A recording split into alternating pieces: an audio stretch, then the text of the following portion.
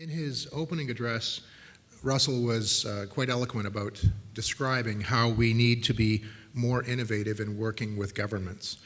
Well, I would say that we need to be equally as innovative in working with our customers moving forward in adopting a customer-centric approach to our business. Moving forward.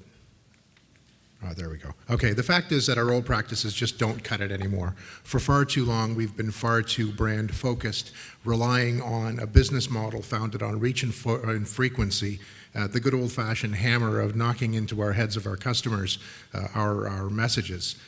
In the face of an environment in which it's increasingly difficult to differentiate and overcome pressures of access to our customers, competition, budget constraints, and regulatory pressures, the fact is that we need to rely on a strategy founded on customer satisfaction and loyalty to provide us with a competitive advantage moving forward. Customer value, creating in our customers, first the desire to see us, to build with them influence, and finally to build with them loyalty, leading to a sustained competitive advantage and profitability at the end of the day. And it's all about focusing on the win-win. We need to deliver more than just drug products. Rather, we need to, through looking at the environment that our customers are working in and looking at their world through their eyes, to deliver unique and relevant solutions to the needs that our customers have, creating these sustainable relationships, and in the best case scenarios, becoming actually a member of the healthcare delivery team.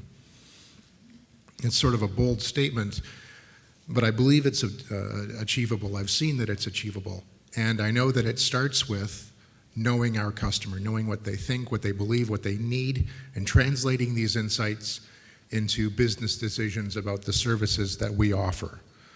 Reaching our customers via the communication preferences that they voice and not the communication preferences that we prefer. And finally, delivering customer experiences, again, as the customer would see the priority. This experience is what we like to call the wow experience. The end of the day, the customer feels great about their interactions with the company. We have uncovered in them unmet needs, and we've met them or exceeded them, leading them to proactively talk about their experiences with the pharma company in a positive way, and in the best case, actually referring colleagues on to interact with us. And this is completely illegible, but I believe it can be read within your slides. Along the x-axis is measures of customer satisfaction, and along the y-axis is customer loyalty. And customer satisfaction in and of itself is not what we're trying to drive here as customer loyalty. Wow, okay, whatever you guys have done, that's perfect, thank you.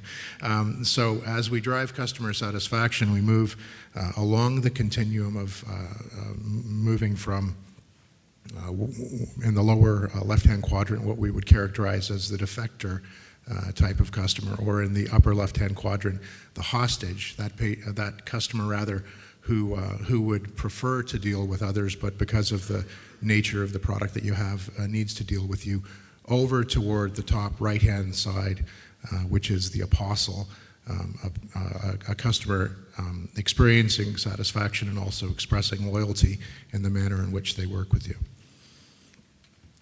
And so the fact is that pharma is way behind the curve.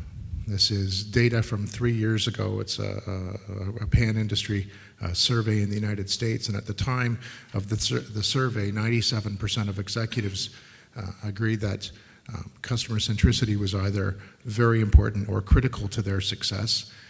And the reasons it was critical or important to their success is that 80% of them said that they were going to use customer centricity and customer satisfaction as a means of differentiating themselves within or across their industries.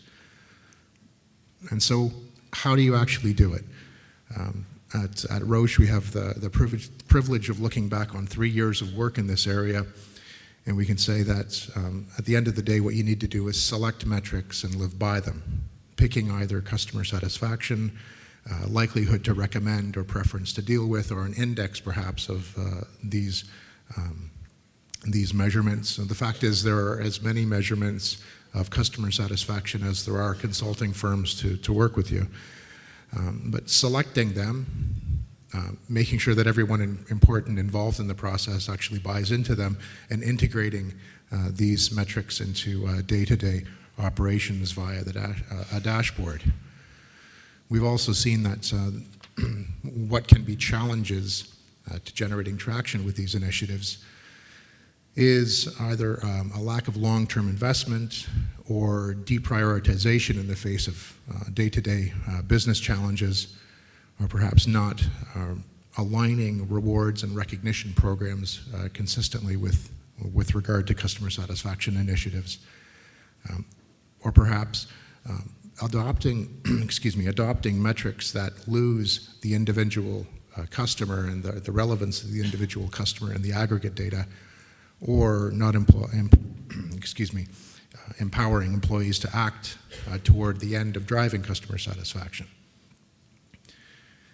And in terms of generating a strategy to drive customer satisfaction, the one thing that I would point out to you in the top right hand is the voice of the employee. The relationship between customer satisfaction and customer loyalty and employee engagement and the voice of the employee is actually, they're inextricably mixed. One drives the other and vice versa. So for a customer satisfaction, customer loyalty program to be successful, employees need to be engaged and employees need to feel successful. It needs to, this mindset of customer satisfaction and driving customer loyalty needs to percolate through the entire organization, from recruitment, training and development, and performance management all the way through to individual customer planning and the delivery of customer programs. And so in my closing comments, and looking at the timer here, I could speak easily for another 8 minutes about this topic. You need to look at your business through the eyes of the customer. The road to success in driving a customer-centric organization is to enable your customers to succeed. You have to follow them. It's not that they have to follow you. As I stated earlier, Roche Canada has the privilege of looking back on 3+ years of driving customer-centric programs as a key element of our business, and I would be happy to speak with any of you after the program if you have questions. Thank you.